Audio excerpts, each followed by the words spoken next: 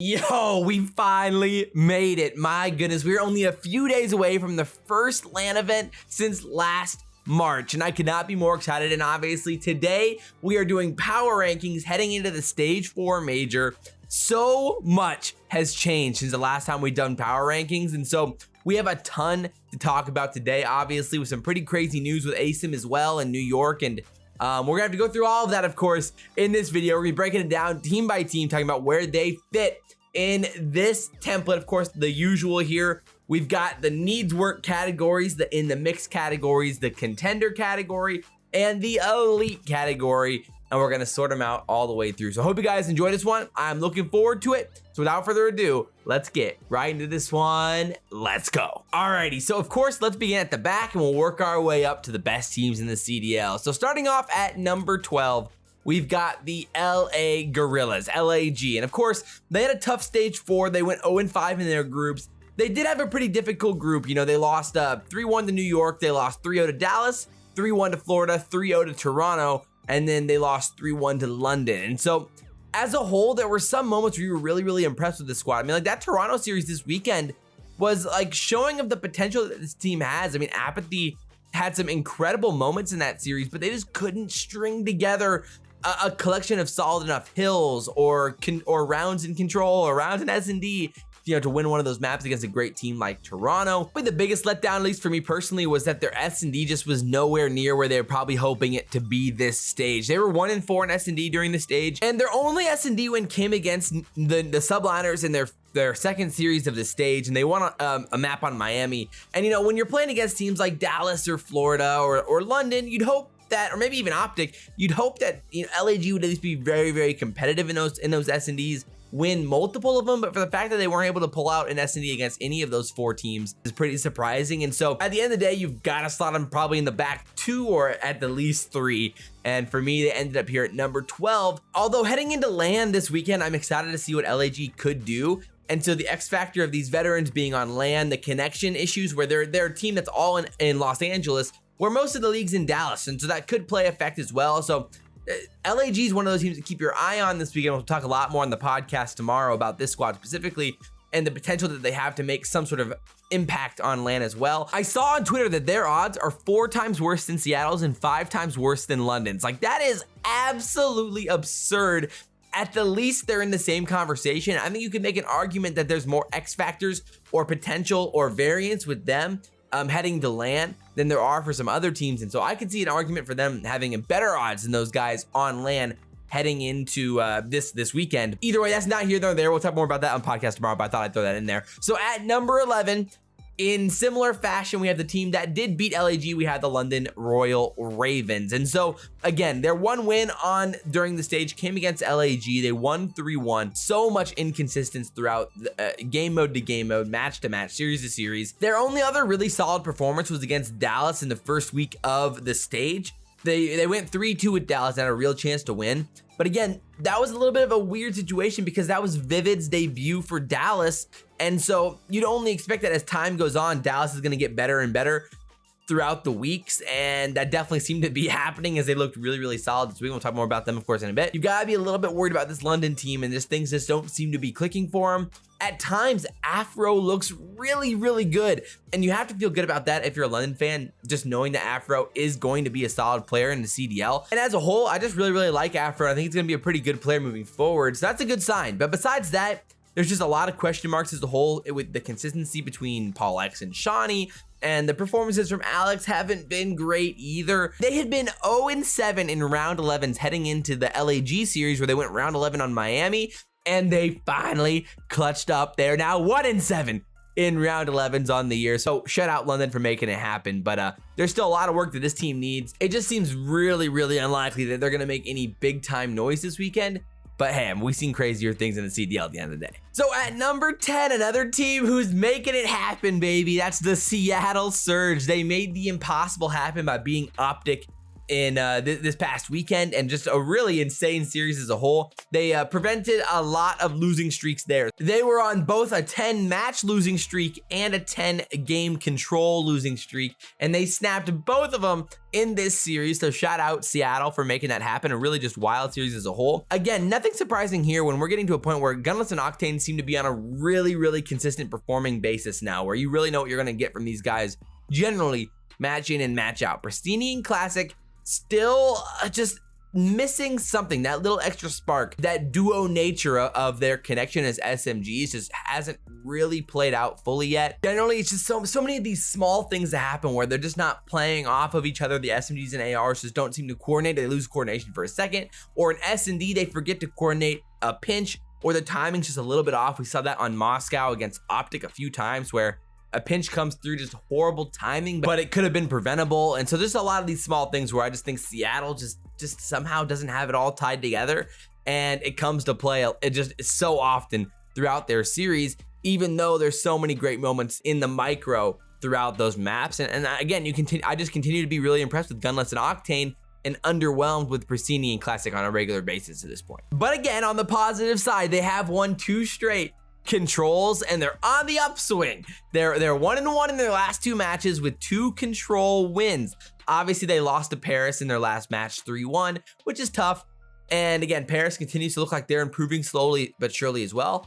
And that's why Paris is at number 9. So Paris is a really interesting case because we've seen the improvements solely from these guys. And again, this stage, they were really impressive in Search and Destroy. They were 4-1 in S&D, with their only loss coming to OpTic on standoff. So we've been seeing the great improvement from them in there. We've been seeing the really solid performances on Apocalypse, Hardpoint, which is a pretty positive sign for them to building their map pool a little bit. And you just gotta be impressed with this squad as a whole. Skrapz really showed some impressive ability throughout the past 2 weekends, especially this most recent weekend, making some massive plays throughout that series against Seattle. And just with Skrapz playing like that, this team has a ton of potential. We talked about Skrapz being the X factor for this team in the podcast last week, and I'm sure we'll talk a lot more about this week as well. Overall, you just totally feel the progress from Paris moving forward. It's good to see, and that's why they're at the back of the in the mix category and not just in the needs work category, because I do think they took a little bit of a step forward this weekend, where they may have separated themselves just a little bit from those bottom 3 teams as well. So at number 8, we've got the LA Thieves, and another team that's incredibly difficult to kind of rate and judge about where this team's at. Obviously, they really struggled early on in this stage. After beating Seattle 3-2, they lost to Paris 3-1. They lost to Faze 3-0. Then they made the roster change. They bring Slasher back in. They bring Hook back in. And they got the new squad rocking and rolling for stage 4, heading into stage 5, heading into champs. Their first series, they lost 3-2 to Minnesota. The Rokkr in the closest of series, around 11 on Miami, ended up deciding it. And then they go and play OpTic, of course, in a crucial game where they needed to win 3-0 to actually win the tiebreakers to find themselves some winners, but they end up losing 3-1. And after watching those 2 matches, it's easy to see the potential this team has. I mean, they came out after a few days of playing together and looked really good, specifically in S&D. Their first series, they play against the Rokkr. They win the standoff in dominant fashion. Hook was on fire. Then, of course, they end up losing the round 11 on Miami, which is tough. Clutch plays from the Rokkr for sure. And then they come out and play OpTic on standoff, a map where OpTic looked pretty good so far, and they end up winning 6-4 as well. So at least for now, LA Thieves looks pretty good on standoff. Of course, they are a newer team, and because it's a newer map, I was surprised that teams were willing to play them on standoff, just because it helps level the playing field a little bit.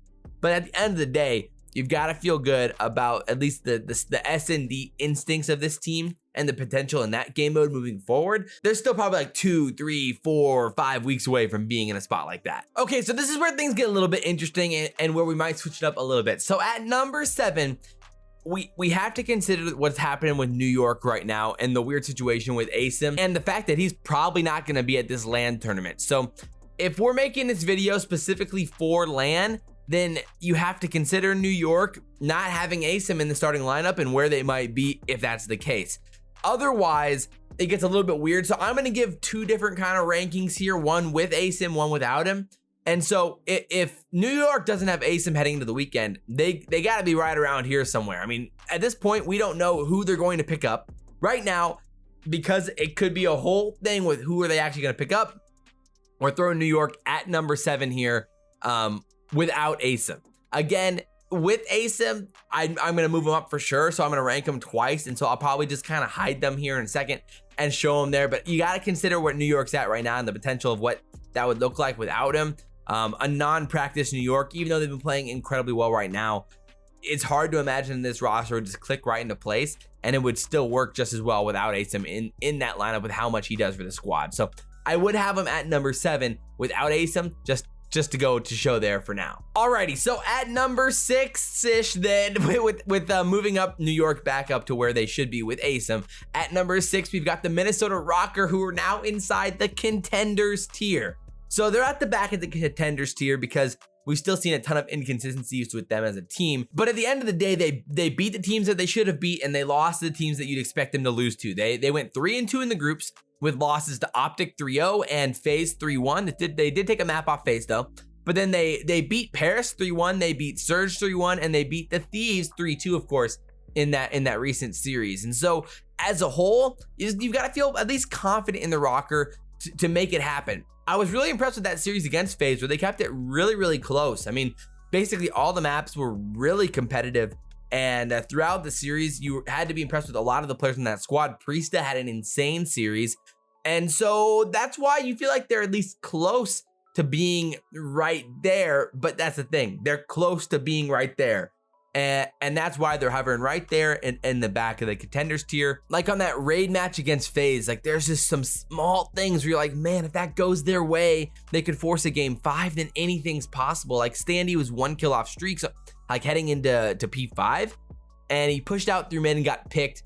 And if he just plays his life there, maybe that changes. Maybe he gets the streaks. Maybe they win the spawns. Maybe they win the map. And then who knows in the game 5, you know? And so I could see people having Rokkr a little bit higher, but because of the other teams that are right in front of them, that's why I have them just right here at the back of the contenders tier. Rokkr's a really, really solid team for sure. Alrighty, so up next is the Florida Mutineers. They are right there in the middle of the contenders tier, and this is where we get, at least in my head, like Rokkr's still a little bit on the outside looking in for a potential shot at a title, but we've now seen the upside for Florida with their win against Toronto. There are some counter arguments there. Of course, they started off the week or the stage with a win against Toronto. They beat Toronto 3-2 in the first match of stage 4, and they did win a standoff S&D in that series. And so, you know, usually when you add in that map, that first stage, the first match of the first stage, it can be a little bit fluky with wins on those new maps, especially in Search and Destroy. And so they won in a game 5. They won a Miami S&D against Toronto, which is still solid for sure, but it's not one of Toronto's greatest S&D maps either. They beat Toronto 3-2. Then they beat London 3-0. So the hype for Florida at this point was off the charts. The Florida fans were like, yo, we are a top 3 team. We have arrived. We are here, baby. And then they ended up losing 3-2 to the New York Subliners in a really, really close series. They lost both S&Ds this time. So again, the flukiness of it went more in favor of New York this time around, but it was just a really, really solid performance as a whole. So at the end of the day, then they were like, okay, we're probably still top 3. I mean, we're better than Toronto, obviously, you know, and so Florida was right there, man. And then they ended up beating LAG 3-1. And so now you head into a Dallas series where if Florida wins this Dallas series, suddenly you're talking about Florida having legit chance to win stage 4. And I was really hoping that they could pull it out because it would have been pretty fun. I've been pretty high on Florida and Sky's an awakening in the player rankings. And so I was definitely pulling for Florida a little bit. I had Florida winning the series as well. Dallas had other plans. Dallas pulls it out 3-2 in a really fun series to watch. And Florida won the S&D and the control. And so I was like, all right, you're up 2-1 right now. Can you win this Apocalypse hardpoint? They don't win it. Then it goes to a Miami S&D, and that's where I got pretty scared for him because I'm like, all right. I mean, Dallas usually clutches up in these game 5s. Crims, the game 5 unit. I mean, they've been awesome in these clutch situations this year. And again, Dallas clutches up when it matters the most. And that's my worry with Florida. Right now, it just feels like when it's all on the line, I'm just not convinced that they can make it happen against the best teams in the CDL. So that's why I have them behind Dallas right here. But man, at the end of the day, the individual talent on this team now with Skies, Awakening, and Neptune, who are all legit playmakers, they can compete with any of the best teams in the CDL. But there's just these moments of just lapse where you're just like, you know, what was that push, or what is that setup, or why aren't they playing off each other like this? And so these just small lacks of fundamentals at times. Obviously, I mean, Skies and Awakening have no problem ego challenging at points too. And I mean, we saw Skies go on an absolute killing spree on that checkmate where he had the 74 U out. He was going ham, and I was like, yo, Skies, this is nuts. Main AR, what? He has the 74 U out, he's frying. And so those are the points where you're just like, wow, this team's really, really scary. But at the end of the day, they lost the series to Dallas. They didn't win either hard points, and that's where it gets a little bit scary moving forward for them heading into this LAN. Alrighty, so at number 5, we've got the Dallas Empire. And they went 3-2 in their groups throughout stage 4, obviously with wins against London 3-2 in that really, really close one in Vivid's debut. Then they lost 3-0 to Toronto, which is expected with the new roster. Toronto's just so fundamental. They're gonna fry you if you don't have those strats ironed out, that chemistry ironed out. Then they go play LAG. They 3-0 LAG in a really solid performance from Dallas. Then they go and end up losing 3-2 to New York in a really competitive series. And you're like, okay, this is where Dallas is starting to show their stripes. They're looking a lot better suddenly. So that's why I was so hyped about that Florida versus Dallas match, because I really felt like we were watching two legit, you know, top 5 or so teams right there with them. And voila, bang, you got it. Dallas clutches up in the 3-2. And Vivid played really, really well at points, really, really bad at points, but we're starting to see a little bit more consistency from that squad. You know, do I really believe that they can contend for a top 3 at this major? Maybe top 3, but it's really, really hard to see them winning a major like this in like a best of 9 scenario with the squad where it's at right now. Like odds wise, I would still put Florida ahead of Dallas to win stage 4, but in a match to match basis in power rankings, I'd have Dallas above Florida. So that's why there's a little bit of a difference between like power rankings and predictions. And also it comes down to matchups and individual matchups, or like we've seen Florida, who's better off playing against a team like, you know, Seattle versus playing against a team like Paris on the year. You know, those matchups matter. And that's why power rankings are just a little bit different. We'll be doing our predictions on the podcast for the bracket tomorrow for sure, which is gonna be a blast. But my word, Dallas is definitely an interesting team. They're right there moving forward into this LAN this weekend. Alrighty, so probably now the second most frustrating team to predict besides Florida, who is unbelievably inconsistent. We've got another team that just doesn't seem to always have it right there, and that's OpTic Gaming. And I had a tough time like deciding if I wanted to put them in the contenders tier or if they were worthy enough to be in the elite tier. But at the end of the day, they aren't. They're in the contenders tier. OpTic's right there at the top of it though.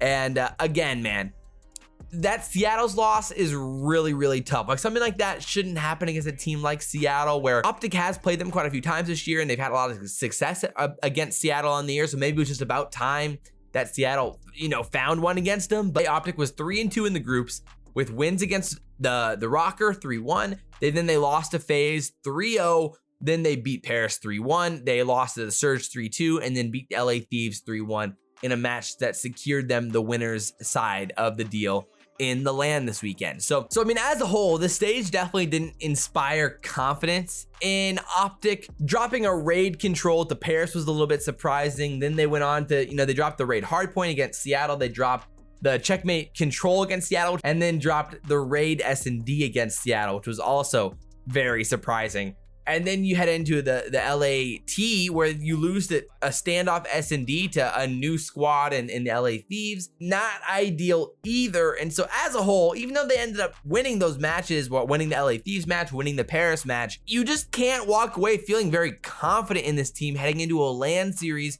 where you're looking at the likes of Toronto, Faze, you know, if ASIM ends up showing up with New York. And it's hard to imagine them really having a chance in a deep series against either of those teams. But I mean, hey, at the end of the day, at least for OpTic, you've got to feel happy about seeing Dashy fry in the LA Thieves series on Garrison and seeing those big time moments from Scump in Search and Destroy, which we've continued to see throughout stage 4 as well. And, you know, Envoy as well, where at least you think that, at least it felt like Envoy and Formal were also starting to find their their more consistent stride as well. And so again, can OpTic make a run in this LAN? For sure. Power rankings wise, are they an elite team? No, definitely not right now.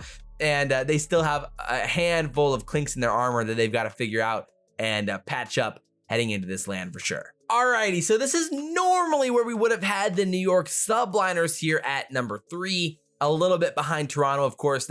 Toronto ended up 3-0ing them in the last match of stage 4. But again, there are a lot of excuses that New York can make. They ended up being 4-1 throughout this stage. And you could argue that they have some legit valid excuses to make of things that happened during the stage with Asym and all the issues that he was having with getting to the United States, with playing online in Toronto versus playing in Dallas and having those issues. Not only that, but Hydra was apparently very, very sick throughout the stage and had a lot of issues as well, but they still ended up being 4-1 on the stage with wins 3-1 against LAG, 3-2 against Florida, 3-2 against Dallas, and then 3-0ing London. I would actually be very confident in this New York team if Asym would be there for this LAN this weekend. And quite honestly, if there was a rematch of New York versus Toronto on LAN in Dallas, I would love to see it. And that's why it's so disappointing if Asym doesn't actually get a chance to be there, doesn't have the chance to be there, because that's something that New York would have a real chance to win.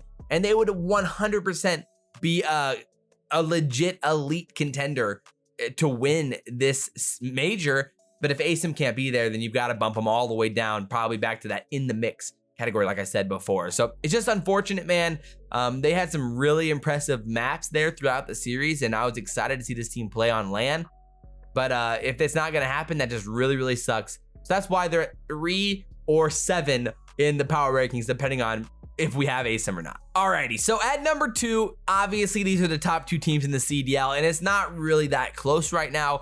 Again, New York's the only one that has an argument on LAN or in a LAN environment. And so at number 2 is the Toronto Ultra, and they are on absolute fire. It's insane. They are unreal right now. And what's just so crazy is after slipping up against Florida in that first match of the stage, where they ended up losing 3-2, it felt like they had a real point to prove, and they have been unbelievable. They haven't lost a map since they lost to Florida. They 3-0'd Dallas, they 3-0'd London, they 3-0'd LAG, and then they 3-0'd New York. They're on a 12-map winning streak, which the record is 13, set by Faze in this stage as well. A lot on the line here at the LAN, where Ultra could set the record for most consecutive maps. One, if they win the first 2 maps of their first series they end up playing at the LAN, which is pretty awesome. They looked unbelievable. Control, of course, is where they have made their mark historically.